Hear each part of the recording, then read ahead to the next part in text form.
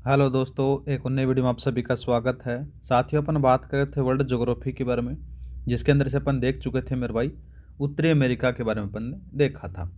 2 classes हुई हैं। उम्मीद करता हूँ कि साथियों आपको मज़ा आया होगा। आज बात करेंगे मेरे भाई, दूसरा जो कॉन्टिनेंट है वो आ जाता है दक्षिणी अमेरिका के बारे में अपन देखने वाले हैं। ठीक है, दक्षिणी अमेरिका के अंदर से जितनी भी चीज़ें हैं मेन मेन जो आपके पीएसआई में अंदर से सिलेबस में दे रखी हैं उसके बारे में अपन देखने वाले हैं। ठीक है मेरे भाई, और सारा का सारा जो कंटेंट है मेरे भाई अपन मैप के हिसाब से देखने वाले हैं, तो आपको ज़्यादा समय तक याद रहेगा एकदम बढ़िया तरीके से। ठीक है, तो स्टार्ट करते हैं मेरे भाई। सबसे पहले अगर बात की जाए दक्षिणी अमेरिका के बारे में, तो मेरे भाई सबसे पहले देखते हैं अपने इसका भौतिक विभाजन देखते हैं। तो भौतिक विभाजन के बारे में जब चर्चा होती है तो मेरे भाई इसको 4 भागों में बांटा जाता है। ठीक है, तो यहाँ पर से सारी चीज़ें देखने को मिल जाती है मेरे भाई। यहाँ पर से सबसे पहले अपन थोड़ा बेसिक जानकारी देख लेते हैं स्थिति और राजनीतिक विज्ञान के बारे में। तो मेरे भाई यहाँ पर से बात करें तो साथियों, ये कौन से गोलार्ध के अंदर से आपको देखने को मिलेगा? दक्षिणी पश्चिमी में आपको देखने को मिल जाता है। इस महाद्वीप के अंदर से साथियों बात करें तो 13 देश आपको देखने को मिलते हैं, जिसमें से 12 तो स्वतंत्र हैं और एक अधीनस्थ आ जाता है मेरे भाई। वो यहाँ पर से आपको देखने को मिलेगा। कौन सा? वो मिल जाएगा मेरे भाई, गुयाना आपको देखने को मिलेगा। ये रहा, इधर देखो कहाँ पर से है मेरे भाई। इसको थोड़ा सा जूम कर देता हूँ। ये रहो, ये इधर है ना मेरे भाई, ये आपको दिख रहा है, ये गुयाना है। ठीक है, ये किसके अधीन है मेरे भाई? ये फ्रेंच के अधीन है, याद रखना है। ठीक है, थोड़ा सा याद रखना। और जो 12 देश हैं वो स्वतंत्र आपको देखने को मिल जाएंगे। इतना याद रख लो ना मेरे भाई। और साथ ही आपको दो यहाँ पर से आपको लैंड ऑफ कंट्री देखने को मिलेंगे। कौन कौन सी है मेरे भाई? देखो, एक तो याद आती है कौन सी, यहाँ पर से आपको दिखा रहा है इस मैप के अंदर से, ये रहा आपके पास में, नाम आता है बोलिविया। ठीक है, एक तो बोलिविया है, और दूसरा बात करें मेरे भाई यहाँ पर से दूसरा बात करें तो नाम आता है परग्वे। ये यहाँ पर से आपको दिखा रखा है, थोड़ा सा याद रख लेना। बेसिक चीज़ें हैं, ये चीज़ें आपको नहीं पूछी जाती, फिर मैं आपको बता रहा हूँ मेरे भाई, जिससे आपको आगे तक याद रहे। इनके अंदर से जो 12 कंट्री हैं, इनके कंट्री के नाम याद नहीं रखने, बस आपको बेसिक चीज़ें पता होनी चाहिए। इतना पता चल चुका है कि 12 देश हैं, एक अधीनस्थ है, जिसमें से फ्रेंच गुयाना आपको देखने को मिलता है, जो फ्रांस के अधीन आपको थोड़ा सा याद रखना है। ठीक है, ये थोड़ा सा याद रख लेना। और दो इसके अंदर से साथियों बोलिविया और परगने हैं। ये साथियों स्थल अपन बोलते हो, इसको बोल सकते हैं अपन कि लैंडलॉक कंट्रीज हैं। ठीक है, आगे बात करते हैं मेरे भाई इसकी जो प्रमुख अक्षांश रेखाओं के बारे में। तो मेरे भाई यहाँ पर से आपको दो चीज़ें देखने को मिलेगी, थोड़ा सा जूम आउट कर देता हूँ मेरे भाई। ये रहा, चलो ठीक है। इसमें से कौन कौन सी आती है? तो सबसे पहला नाम बात करें तो मेरे भाई यहाँ पर से विषुवत रेखा आपको देखने को मिलती है, जो 0 डिग्री आपको देखने को मिलेगी। ये देखो यहाँ पर से जा रही है। अब ये जो विषुवत रेखा है कौन कौन से देशों से जा रही है वो भी आपको यहाँ पर से देखने को मिलेगा। एक बात करें तो मेरे भाई इक्वाडोर आ जाता है, इक्वाडोर के साथ में कोलंबिया आ गया मेरे भाई, और कोलंबिया के साथ में ब्राज़ील आ गया। ठीक है, थोड़ा सा याद रखना। दूसरा बात करते हैं मकर रेखा। मकर रेखा मेरे भाई यहाँ पर से आपको कौन कौन से देशों से गुजरेगी? ये रही मकर रेखा, आपको जो मैप में दिखा रखी है। ठीक है, इसमें से अपन बात करें तो चिली आ गया, चिली के बाद में साथियों दूसरा जो बात करें तो अर्जेंटीना आ गया, अर्जेंटीना के बाद में साथियों दूसरा परग्वे आ जाता है, परग्वे के साथ में साथियों ब्राज़ील आ जाता है। इस प्रकार से यहाँ पर से रेखा गुजरती है। इतनी बेसिक जानकारी मैं प्रयास करूँगा कि आपके लिए सफिशियंट होगी मेरे भाई, क्योंकि आरपीएससी कुछ भी पूछ सकती है। ठीक है, तो मैं थोड़ा सा आपको एक्स्ट्रा बता रहा हूँ। अब बात करते हैं मेरे भाई किसके बारे में? यहाँ पर से अपन देखते हैं इसका भौतिक विभाजन देखते हैं। दक्षिणी अमेरिका का भौतिक विभाजन है, मुख्य रूप से बात करें तो आपको 4 भागों में देखने को मिलेगा। एक आता है पश्चिमी तटवर्तीय मैदान आता है, एंडीज पर्वत श्रेणी आता है, एक मध्यवर्ती निम्न भूमि प्रदेश आता है, एक पूर्वी उच्च भूमि प्रदेश आ जाता है। इसके बारे में अपन देखने वाले हैं। ये रहा आपके पास में दक्षिणी अमेरिका का भौतिक विभाजन। 4 भागों में बांटा गया है। कौन कौन सा है मेरे भाई? तो यहाँ पर से देखो अलग अलग कलर को मैंने बता रखा, जिससे आपको पढ़ने में आसानी रहे, लंबे समय तक याद रहे। एक आता है पश्चिमी तटवर्तीय मैदान, दूसरा एंडीज पर्वत श्रेणी, तीसरा पश्चिमी, ये भी पश्चिमी है। ठीक है, दोनों एक ही हैं। तीसरा बात करें तो मेरे भाई नाम आता है मध्यवर्ती निम्न मैदान आता है, और चौथा बात करें तो पूर्वी उच्च भूमि प्रदेश आपको देखने को मिल जाता है। ये 4 भागों में बांटा गया है दक्षिणी अमेरिका को। ठीक है, अब बात कर लेते हैं मेरे भाई एंडीज पर्वत श्रेणी के बारे में। इससे बहुत बार सवाल पूछा जाता है आरपीएससी के बारे में। ठीक है, तो यहाँ पर से अपन देखते हैं, देखो साथियों एंडीज पर्वत के अंदर से इसकी उत्पत्ति किस प्रकार से हुई, संरचना कैसी है। तो मेरे भाई सबसे पहले बात करें तो इसका जो प्रकार है, ये नवीन वरिल्थ पर्वत आपको देखने को मिल जाता है, और विश्व की सबसे लंबी पर्वत श्रृंखला एंडीज पर्वत है, याद रखना है। इसका जो निर्माण होता है मेरे भाई अभिसरण से हुआ है। किससे हुआ है? अभिसरण से हुआ है, याद रखना है। ठीक है, इसमें से दो प्लेटें आपस में अभिसरण हुई हैं, उसके अंदर से साथियों नाम आता है, दोनों प्लेटों का नाम याद रखना। नाम आता है पहले का नाजाइका प्लेट आ जाता है जो महासागरीय है, और दूसरा बात करते हैं दक्षिणी अमेरिका प्लेट जो साथियों महाद्वीपीय है। इन दोनों के अभिसरण से साथियों इसका निर्माण हुआ है, जैसा आपको इस डायग्राम में दिखा रखा है। ठीक है, दूसरा बात करते हैं मेरे भाई यहाँ पर विश्व की दूसरी क्रम की सबसे ऊंची पर्वत श्रेणी है हिमालय के बाद में। हिमालय पहली है, दूसरी ये एंडीज पर्वत श्रेणी है, ये थोड़ा सा याद रख लेना। आगे बात करते अपन इसकी जो प्रमुख चोटियां हैं उनके बारे में। तो देखो साथियों, सबसे पहले बात करते अपन उत्तरी एंडीज के बारे में। उत्तरी एंडीज के अंदर से साथियों आपको तीन चोटियां देखने को मिलती हैं। देखो सबसे पहले कौन कौन सी आती हैं, यहाँ पर से आपको देखने को मिलेगी सबसे पहले कोटोपेक्सी। कोटोपेक्सी है कहाँ पर मेरे भाई, इक्वाडोर में, आपको याद रखना है। ठीक है, ये एक सक्रिय ज्वालामुखी है। दूसरा बात करते हैं मेरे भाई चिम्बोराजो, ये भी इक्वाडोर में है मेरे भाई, ये एक शांत ज्वालामुखी है। दूसरा बात करते हैं मोटाना, तो ये साथियों एंडीज के पूर्वी ढालों पर पाए जाने वाले वन आपको यहाँ पर से देखने को मिल जाते हैं, ये थोड़ा सा याद रख लेना। आगे बात करते हैं मेरे भाई, एक आता है साथियों बहुत बार पूछा जाता है, नाम आता है चिम्बोराजो। चिम्बोराजो है क्या चीज़ मेरे भाई, उसके बारे में हम बात करते हैं। चिम्बोराजो मेरे भाई वो होता है कि पृथ्वी के केंद्र से सर्वाधिक दूरी पर स्थित बिंदु होता है, उसको चिम्बोराजो कहा जाता है। ठीक है, थोड़ा सा याद रखना। ठीक है, मेन रूप से बात करते हैं उसका जो सेंटर है, और उसके सेंटर से सर्वाधिक दूरी पर कौन सा है, चिम्बोराजो आपको देखने को मिल जाता है, थोड़ा सा याद रख लेना।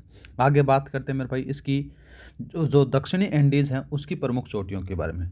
इस दक्षिणी एंडीज के अंदर से आपको दो देखने को मिलेंगे, दो चोटियां मिलेंगी। पहले का नाम आता है मेरे भाई ओजस, नाम आता है मेरे भाई डेल सलाडो आता है। कौन सा आता है, ओजस डेल सलाडो आता है। याद रखना ये चिली अर्जेंटीना की सीमा पर स्थित है, और ये विश्व का सबसे ऊंचा सक्रिय ज्वालामुखी है, ये भी याद रखना है, पूछा जा सकता है तो याद रखना है।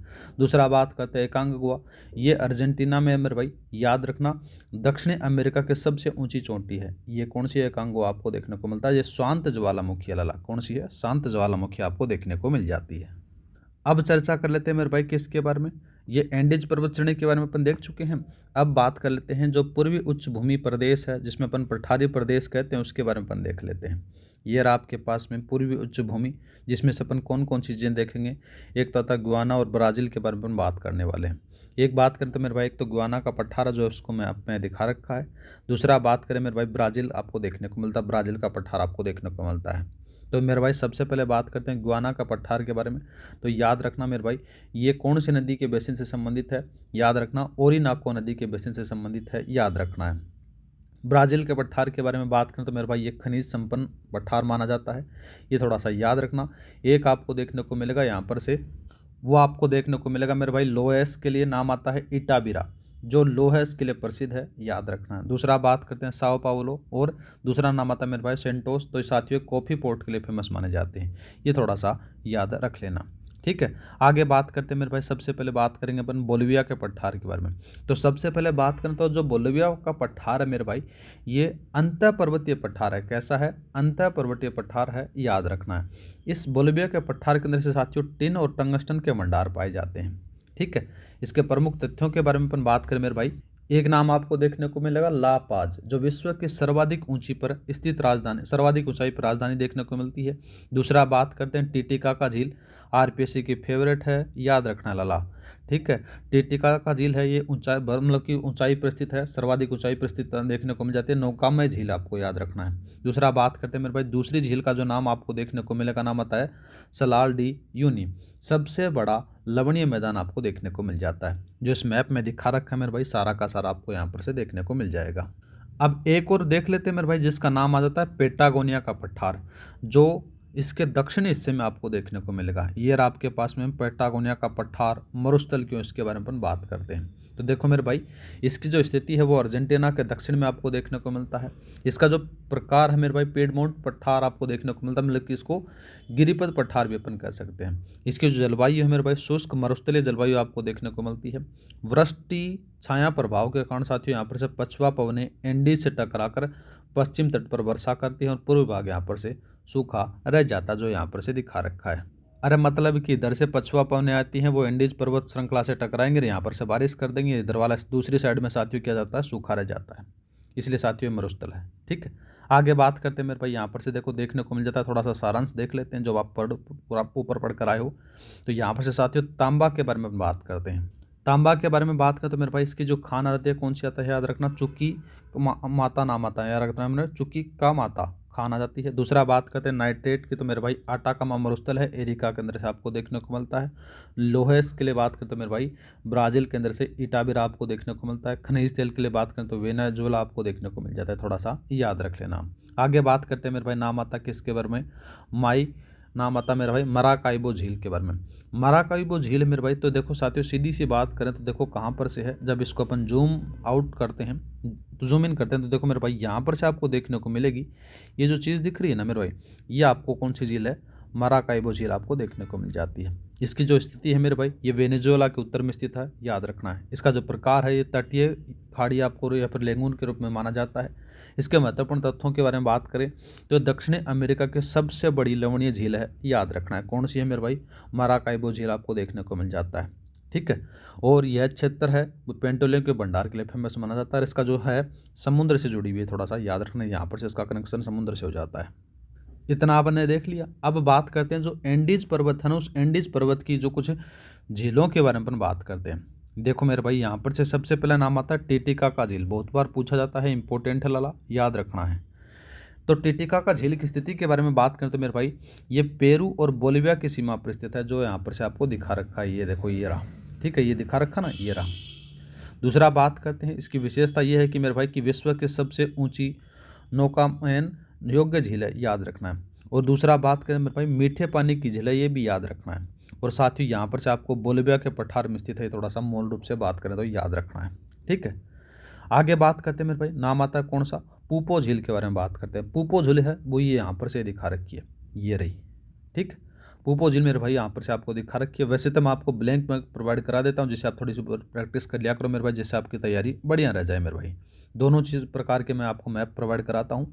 उत्तरी अमेरिका का मैंने करवा दिया है, एक तो ब्लैंक प्रोवाइड करा है, एक आपको फिल किया हुआ प्रोवाइड करा रखा है, जिससे प्रैक्टिस करोगे तो आपको थोड़ा सा क्लियरिटी हो जाएगी।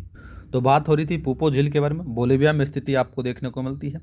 विशेषताओं के बारे में बात करें तो साथियों एक लवणीय झील है, याद रखना है। ये पूर्ण रूप से भी क्या हो चुकी है, सूख चुकी है, थोड़ा सा याद रख लेना। आगे बात करते हैं मेरे भाई, एक आपको देखने को मिलेगा कौन सा, नाम आता है ला प्लांटा नदी तंत्र के बारे में बात करते हैं।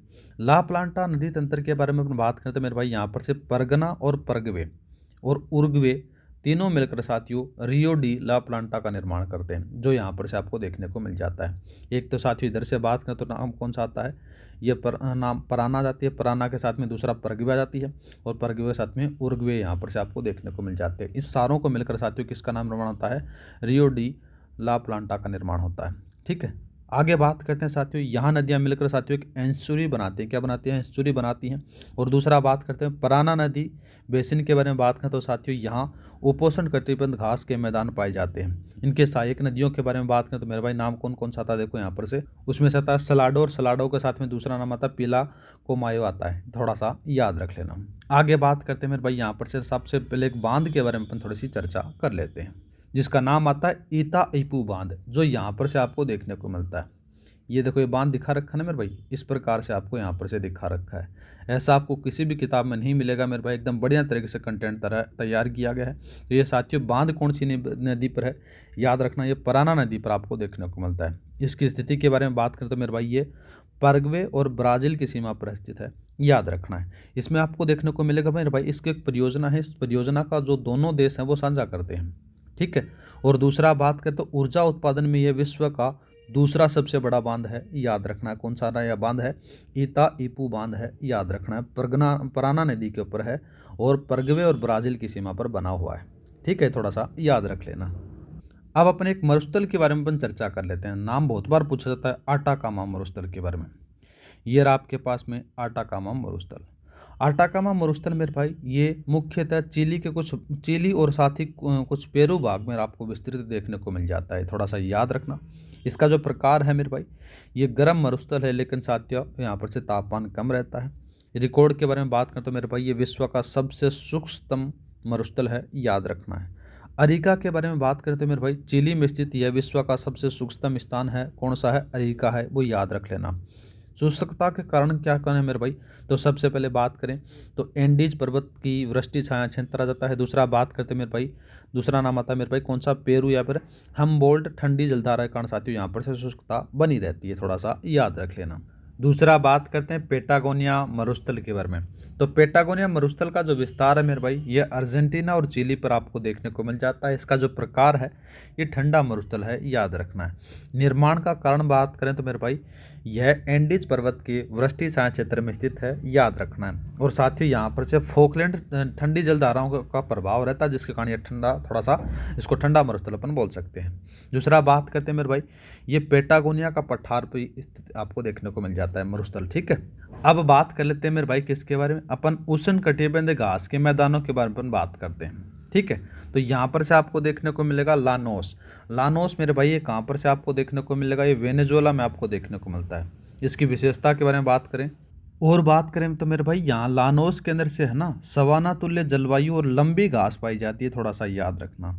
एक और बात करते हैं मेरे भाई कैंपोस के बारे में, तो ये साथियों ब्राज़ील में है, याद रखना है। इसकी विशेषता बात करें तो मेरे भाई यहाँ पर से उष्ण कटिबंधीय उपोष्ण घास के मैदान पाए जाते हैं, ठीक है। और इन्हें साथियों सवाना घास के मैदान कहा जाता है। लानोस और कैंपोस दोनों को साथियों संयुक्त रूप से कहा जाता है, थोड़ा सा याद रख लेना, ठीक है। अब बात कर लेते हैं किसके बारे में, अपन देख लेते हैं ब्राज़ील की विशिष्ट वनस्पति के बारे में। इसके बारे में बहुत बार पूछा जाता है। तो मेरे भाई सबसे पहले बात करते हैं सेलवास के बारे में। तो सेलवास क्या है मेरे भाई, ये अमेजन बेसिन में स्थित विश्वत रेखीय वर्षावन है साथियों। इनको याद रखना, इनको विश्व मतलब कि विश्व के फेफड़े कहा जाता है, ठीक है। दूसरा बात करते हैं कटिंगा के बारे में।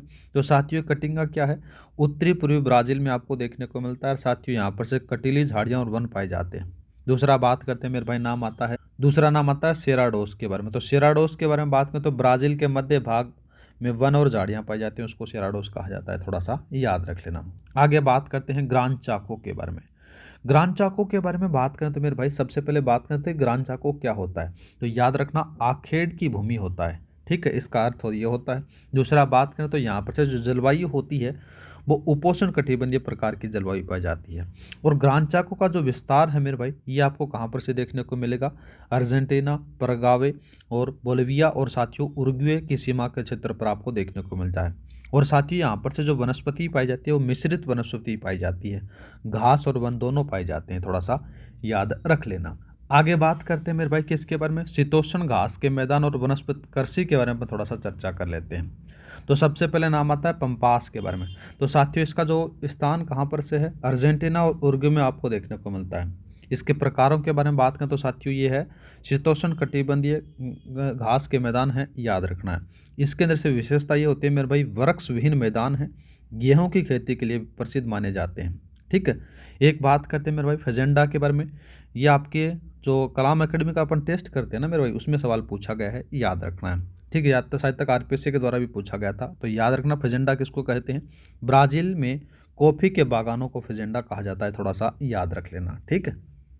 अब देख लेते हैं अपन थोड़ा सा कुछ औद्योगिक प्रदेश हैं कनाडा के, उसके बारे में थोड़ी सी चर्चा कर लेते हैं मेरे भाई। तो यहाँ पर से आपको 3 प्रकार के देखने को मिलेंगे। एक तो आता है मेरे भाई ओंटेरियो सेंट लॉरेंस औद्योगिक प्रदेश देखने को मिलता है। दूसरा बात करते हैं मेरे भाई प्रेरीज औद्योगिक प्रदेश मिलता है। एक तीसरा आता है मेरे भाई प्रशांत तटीय औद्योगिक प्रदेश आपको देखने को मिलता है। ये सारे के सारे साथियों कनाडा के औद्योगिक प्रदेश हैं, थोड़ा सा याद रख लेना। अब थोड़ा सा इसको अपन डिटेल में पढ़ लेते हैं। तो सबसे पहले अपन बात करते हैं प्रशांत तटीय प्रदेश के बारे में अपन देखते हैं। प्रशांत तटीय के बारे में बात करें तो मेरे भाई ये ब्रिटिश कोलंबिया में आपको देखने को मिलता है, ठीक है। और ये फेमस क्यों माना था मेरे भाई, यहाँ पर से बात करें वैंकूवर के अंदर से साथियों कागज़ और लुगदी उद्योग के लिए फेमस है, थोड़ा सा याद रखना। दूसरा बात करते हैं मेरे भाई, नाम आता है सुलीवान खान। तो ये सुलीवान खान मेरे भाई ये शीशा जस्ता के लिए प्रसिद्ध है, थोड़ा सा याद रख लेना, ठीक है। नेक्स्ट बात करते हैं मेरे भाई, नाम आता है प्रेरीज प्रदेश के बारे में। तो साथियों यहाँ पर से आपको देखने को मिलेगा विनिपेग, विश्व की सबसे बड़ी गेहूं मंडी है, ये थोड़ा सा याद रखना। दूसरा बात करें टर्नल वैली, तो साथियों तेल और प्राकृतिक गैस के लिए फेमस मानी जाती है, थोड़ा सा याद रख लेना।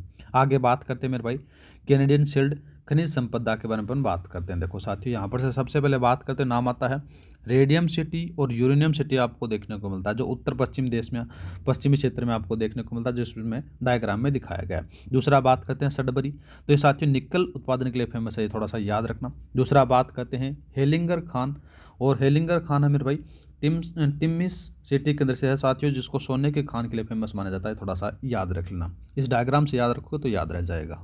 तीसरा बात करते हैं मेरे भाई ओंटेरियो सेंट लॉरेंस के बारे में अपन बात करते हैं। तो साथियों सबसे पहले बात करें यहाँ पर से हैमिल्टन, जो लोहे इस्पात उद्योग के लिए फेमस माना जाता है। विंडसर बात करें तो मेरे भाई ये ऑटोमोबाइल के लिए फेमस माना जाता है। ठीक है। दूसरा बात करते हैं साल्ट सेंट मेरी, ये इस्पात उद्योग के लिए फेमस माना जाता है। ठीक है। दूसरा बात करते हैं थंडर पे, तो ये साथियों प्रमुख रूप से औद्योगिक केंद्र के अंदर से आपको देखने को मिलता है, थोड़ा सा याद रख लेना। नेक्स्ट बात करते हैं अटलांटिक तटीय क्षेत्र के बारे में। तो साथियों अटलांटिक तटीय क्षेत्र के बारे में अपन बात करें, देखो इसमें से आपको देखने को मिलेगा हाइबरनिया साथ, तो यहाँ पर से आपको देखने को मिलेगा ये तेल और प्राकृतिक गैस के लिए फेमस बनाता है, और साथ ही आपको मत्स्य क्षेत्र के लिए भी फेमस बनाता है। दूसरा बात करें कार्डनर बुक्स के बारे में बात करें तो मेरे भाई ये कागज़ उद्योग के लिए फेमस बनाता है। मॉन्ट्रियल बात करें तो मेरे भाई ये समाचार पत्र और उद्योग मतलब कि कागज़ उद्योग के लिए फेमस माना जाता है, थोड़ा सा इसको भी याद रख लेना।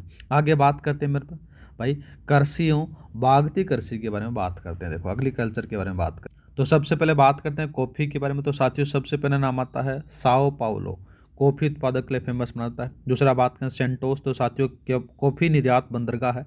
फेजेंडा बात करें तो कॉफ़ी के बड़े फार्म होते हैं उसको कहा जाता है, थोड़ा सा याद रखना। अन्य फसलों के बारे में बात करें तो मेरे भाई नाम आता है रेसिफे, ये चीनी निर्यात के लिए फेमस बनाता है। दूसरा बात करते हैं मेरे भाई नाम आता है ईहल्यूस, तो ये साथियों कोकोआ निर्यात के लिए फेमस बनाता है। दूसरा बात करते हैं मेडेलिन और मोनिजेनल्स, ये साथियों कॉफ़ी और कोकोआ के लिए फेमस माना जाता है, थोड़ा सा याद रख लेना।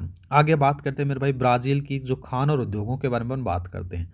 तो साथियों सबसे पहला नाम आता है, नाम कौन सा आता है, अमापा खान आती है साथियों, ये मैग्नीज के लिए फेमस मानी जाती है, थोड़ा सा याद रखना जो आपको डायग्राम में दिखा रखी है। जैसे ही आप नीचे चलोगे तो साथियों आपको देखने को मिलेगा इताबीरा और बेल्टो होरिजोंटो मिलेगा, ये साथियों लोहे के लिए फेमस माने जाते हैं, जो यहाँ पर से दिखा रखी है। दूसरा बात करते हैं मेरे भाई यहाँ पर आता है वोल्टा रेडोंडा, ये साथियों आपको लोहा इस्पात उद्योग के लिए फेमस मानी जाती है। ठीक है, ये दो तीन याद रख लेना। आगे बात करते हैं बॉक्साइट के अंदर से साथियों जो उत्तरी क्षेत्र है ये आपको थोड़ा सा याद रखना है। ठीक है।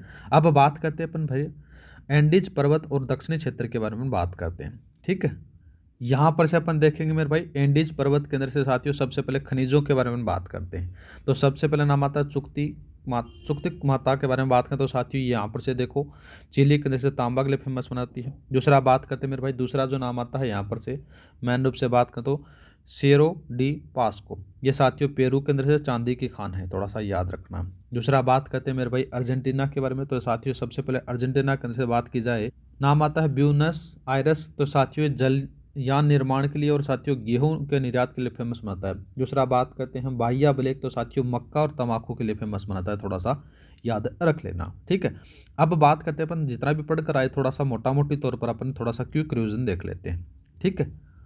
इसमें से दे रखा है जो कनाडा है उस कनाडा के स्थान दे रखे हैं और उसके साथ में उद्योग और संसाधन दे रखे हैं। जैसे सबसे पहले बात करते हैं वैंकूवर के बारे में बात करें, वैंकूवर के साथियों ये कागज़ और लुगदी के लिए फेमस बनाता है। दूसरा बात करते हैं विनिपेग, साथियों गेहूं की मंडी के लिए फेमस बनाता है। दूसरा बात करते हैं सडबरी निकल के लिए है।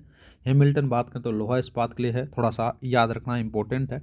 दूसरा बात करते हैं विंडसर, ये भी इंपॉर्टेंट है मेरे भाई, ऑटोमोबाइल के लिए फेमस बनाता है। दूसरा बात करते हैं टर्नल वैली, तो ये तेल गैस के लिए फेमस बनता है, ये भी थोड़ा सा इंपॉर्टेंट है, याद रखना है।